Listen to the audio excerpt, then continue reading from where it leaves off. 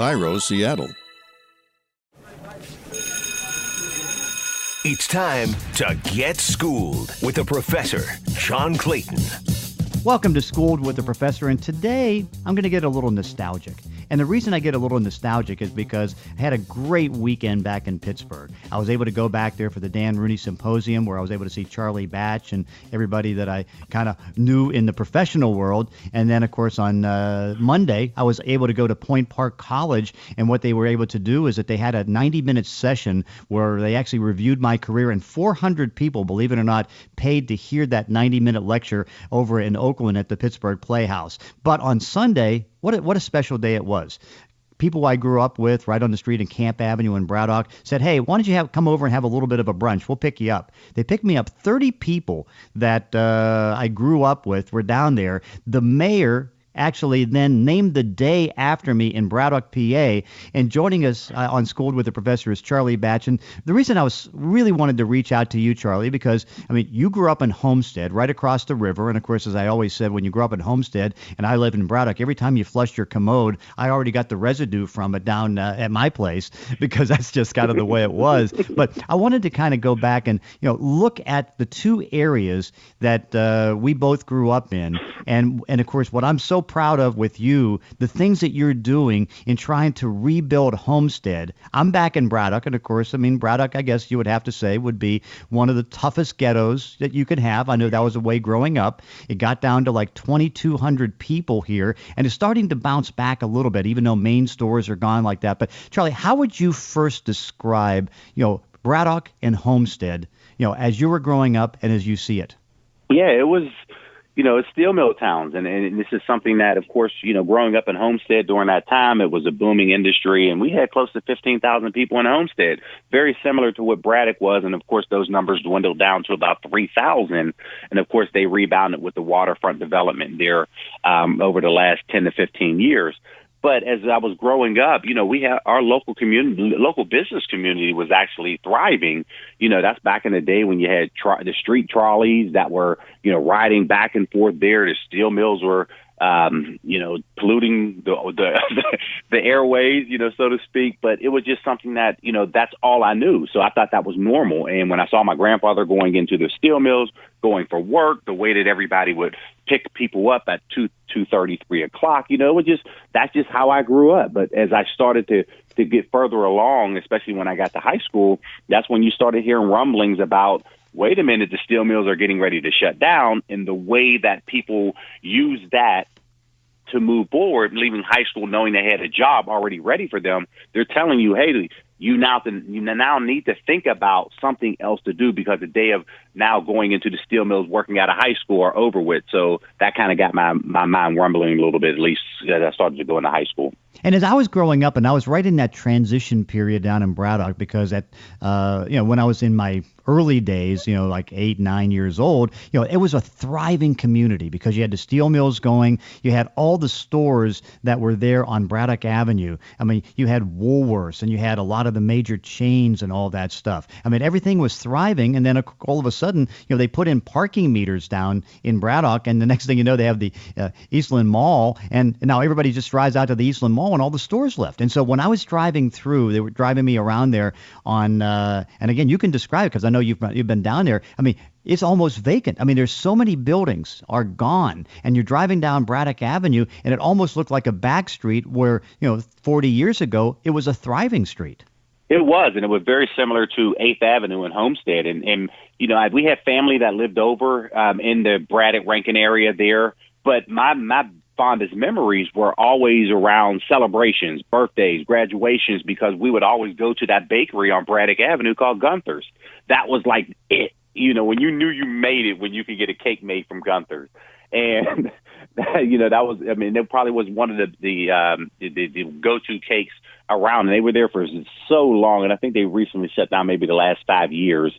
But that was just something that I remember about Braddock, is going down there waiting for those cakes. And literally, when I say the line was out the door, starting from the minute that they opened up, and it went all day.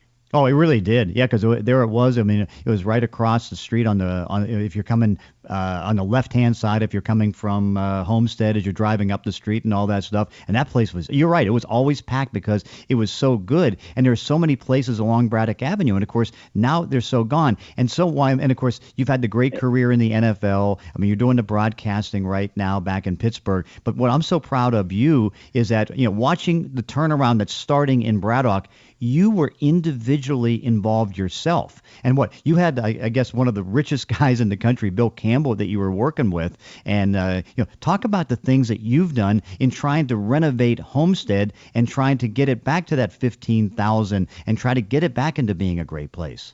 Yeah, it was one of those things where, when I got back to Pittsburgh, I didn't know how long I was going to be here. And I was in Detroit from 98 to 01 with the Lions. And in 02, thinking that would be my only year. And I'm thinking, what ways can I do that? I started to redirect our foundation goals, which is the name of the foundation, the Best of the Batch Foundation. And we started to do some programs in the Homestead area. And, when around and everybody's saying, wait a minute, you need to get in contact with this guy named Bill Campbell. And if you're not familiar, and with people not familiar with Homestead, everything around the community is Bill Campbell something. So I knew who this guy was, but I didn't know him personally. And somebody reached out and they said, Charlie, just give him a call. Trust me, he'll pick up the phone. And I'm like, yeah, okay. So I come down the hill, West Street, and I'm going across the Homestead Grays Bridge. And I'm thinking to myself, I'll give him a call. I'll leave him a message. If he never calls back, I can always say, you want to know what? I tried and it didn't work. So as I'm driving across the bridge, I said, hey, his secretary's name was Debbie. And I said, Debbie, this is Charlie Batch from Homestead, and he's out in Silicon Valley. And she's like, Charlie from Homestead? Like, hold on 1 minute. And I'm like, really? And she literally, within 2 minutes, he picks up the phone like, Charlie, how the heck are you? And he's talking to me as if he known me forever. And I'm just like, wow, like I knew of you, and it was just great to connect. And from there, he said, Charlie, I know what you're doing back home. Whatever resource that I could be, please let me know. Obviously, I don't make it home as often as what I would like, but I do make it home twice a year. Let's stay in contact. Let's figure out ways that we can continue to develop the youth and redevelop our area. And I'm like, great. And so we started working together. We've done many, many projects over the last 15, 20 years. And it's just really great to really be able to see the development growing. If you're talking about redevelopment of housing, you're talking about playgrounds, you're talking about just programming in general just for kids. And it was great to be able to continue to do that. And of course, we lost him last April due to cancer. And it was devastating because he chaired my foundation board for 15 years.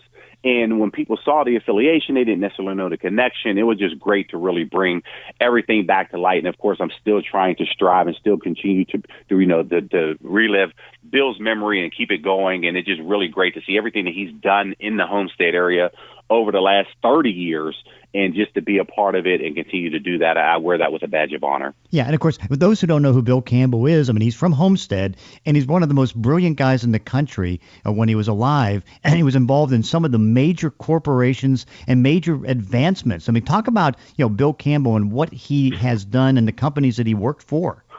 Yeah, I mean, Bill was a guy, like you said, born and raised in Homestead. He went to Columbia, became the head coach at Columbia. Then in the early 80s, he ended up moving out to Silicon Valley, got out of the coaching industry, but became the coach of Silicon Valley. And he mentored so many people throughout there that you're talking about Google, you're talking about Apple, and some of these companies that he was there. He really started, his big turnaround was working with Intuit, and was the CEO of Intuit. He built that to $1 billion company. And it was just one of those things where, like, wow, this guy's the real deal, coming from the East Coast to the West Coast. And of course, that was, just as Apple was just starting to come into its own. And eventually he sat on the Apple board for many, many years. And it was just one of those things where he worked with different startups as they were looking to, if they were in their infancy stages, and he helped them grow and develop. And he didn't want any recognition for it, but he became known as coach of the Silicon Valley, and that's what people remember him as. Yeah, I mean, and he was involved with just about every top project and everything that right now has kind of revolutionized the world. So now, when you drive down 8th Avenue and all that stuff, and you see it, I mean, what type of individual things have you been involved in to kind of help out and make better? Well, for me now, it's just more or less, of course, well, growing up, that was one of those things where you saw the way that the business development was going. And of course, everything shut down. The waterfront became its own entity down there. But the way that the county, they structured the waterfront, you build a ramp to go in, they build a ramp to come out, and the access to the local business community were left out. And that was something that, was talked about, but then they tried to figure out a way to revitalize that business community. So I've been working with the county executives to make sure that, hey, we can't forget about the local community. They've done a good job of really trying to piece those two together.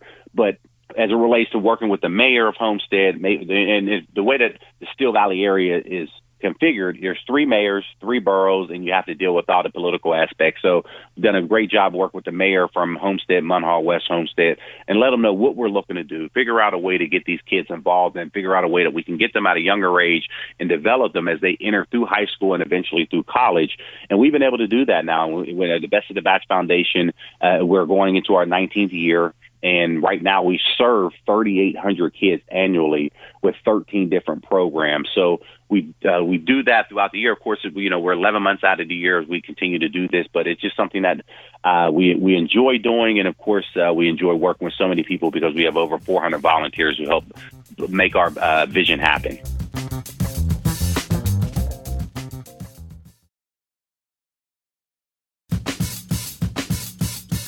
Of course, now another thing that you got yourself involved in is that you're also working with the National Football League as far as injury data and trying to advance things on the front as far as educating people and getting them up to date on injuries. Yeah, it's one of those things. I have a company that we created three and a half years ago called Impelia, and that's IMPELLIA. And we work with a number of different teams. And you hear right now everything's talking about data and data collection. And one of the shortfalls that we realized that people that they have within those positions, they don't necessarily understand what they're reading. Sometimes there's bad data going in, bad data comes out. So they're trying to figure out a way to continue to amplify all of these things that are going on. So what we try to do is just come in and simplify it. Whatever you're looking for, what may be important to one team may not be important to another. So we have a platform which is called our Prairie platform that we're able to now integrate whatever technology that you're using. Because right now, during the course of a week, most teams are using Catapult, but on game day, they are using Zebra technology. How can you compare practice and game day if you're not able to marry these two systems to be able to get a better read of it? So what we've been able to do is go through and work with these whoever these individuals are in those positions to be able to simplify that, and it's been really it's been well received with a number of different teams. Yeah, because we had John Pollard on, who lives here in Seattle, on Zebra. So in many ways, what is it more like the medical part of the compared to Zebra, where Zebra is evaluating with chips what's going on in the field? You're taking the information and trying to help develop what is going to be the reading on the injuries. Correct. We're not in the software. Remember, we're not in the device space. We are actually in the software space, and then we're just helping to marry those technologies. So when you have companies, you have some teams who are more advanced that they'll use both Catapult and Zebra throughout the course of a week, or you may have just one-off systems that people are using. We're just trying to figure out a way to, number one, you don't have to change what you're using. And being that you don't have to change what you're using, we're offsetting that cost. All we're doing is listen and say, we're able to read the software, and we're able to give you we're able to print that out, and we're able to show you what some of the measurables are that you're looking for. Like specifically, I mean, how would it be as far as judging the time period, as far as getting guys healthy, or just taking the data and trying to translate it into what? Well, most of them, the easiest way is taking the data and translating into whatever that team is looking for. But within our portfolio, we actually have a portfolio of products, suite of products that we have within our Impelia platform that people can use. A lot of people are interested in our sensor-based insoles that we have. So you're able to now measure foot pressure. They may be able to identify maybe if an individual is having foot problems, and of course that works its way up the body from the knee to the hip and obviously to the back. We're able to now offset some of that. So if you're able to get readings in real live time, we're not talking about in a lab, we're talking about what to specific drills that each individual position does. We're able to take a look at that, and that person can look at it from an iPad and actually watch what they're doing on a field in real time. And that's something that we feel that is able to separate us from our competitors. How did you ever get yourself involved with that? It was interesting because a lot of people knew I was interested in technology. And as I started to kind of transition away, I didn't know after that 2012 season whether or not the Steelers were going to bring me back. I'm 15 years. I'm 38 years old. I'm like, the writing could potentially be on the wall. And, of course, the way that season went, we were 8-8. You knew transition was going to happen. So I started kind of preparing myself for, what's going to happen with the transition. Of course, they ended up signing Bruce Gradkowski to be the backup at that time, and I knew at that point they were going to draft a quarterback, and that happened to be Landry Jones. So my time with the Steelers has expired. And, of course, I had a great 11 years with the Steelers. But in the meantime, being that I was from here and met a lot of great people throughout the Pittsburgh area, I actually got in touch with our Pittsburgh Technology Council, and there's a lady by the name of Audrey Russo, and she's the CEO and president of the Technology Council. And I said, listen, I would love to be able for you to show me and introduce me into this space and figure out in what way that we could talk about it. And she said, great. Are you interested in being a co-host for the Tech Vibe radio show? And I'm like, yeah, absolutely. So when I was on the show, my job basically was to dumb down the show. And people would look like, well, we mean dumb down the show. With the radio, if you just stumble across the radio and came across this show, they're talking as if everybody understands their language. And most people don't. So you can't assume that everybody understands what you're talking about. So when we got on the show and people were talking what they were talking, I said, okay, I understand from your perspective, but now break it down to me. Give me that basic layman terms as far as what you just said. What does it mean? And that was it. And the ratings just started to go out the roof. We were like, wow, we didn't realize that, this type of show was able to have that impact. But in the process of that, I was meeting people that allowed me to be introduced to the people from the University of Pittsburgh, the Innovation Institute, Carnegie Mellon, and their tech transfer departments. And it just kind of really expanded. And I saw an opportunity that maybe I kind of bounced some ideas off a couple of folks, and they're like, yeah, this may be able to work. And that allowed our company to really, we took a year to go through this whole process. So all of 2013, we had nothing but meetings with universities, people in the tech transfer spaces. And we started in Pittsburgh. And then, of course, we ventured out to Denver, Columbia, Colorado, when I say Denver.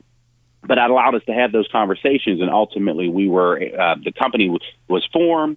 And then now we actually work with the University of Michigan, and we have all athletic programs across the board who are using all of our platform. That's amazing. I mean, again, congratulations coming from Homestead and being able to do that. I'm so fortunate that I came from Braddock and was honored to have a day named after me. Have they named a day after you yet? Unfortunately, they have not. So I'm just trying to be like you when I grow up. Johnny Clayton Day. That's it. Hey, Charlie Batch, thank you so much for joining us on Schooled with the Professor and talking about fixing up a town. You did that, and now you're fixing up bodies. Hey, congratulations. Hey, I appreciate it. If anybody want to follow what we do throughout a calendar year, you can go to charliebatch.com. That's great. charliebatch.com. And Charlie, thanks for joining us. All right, thank you. And that does it for this week's podcast. In between episodes, you can follow me on Twitter at Clayton ESPN. If you enjoy these weekly one-on-one conversations, consider leaving a review on iTunes or wherever you're listening to the show. Thanks for listening. See you next time on Schooled with the Professor.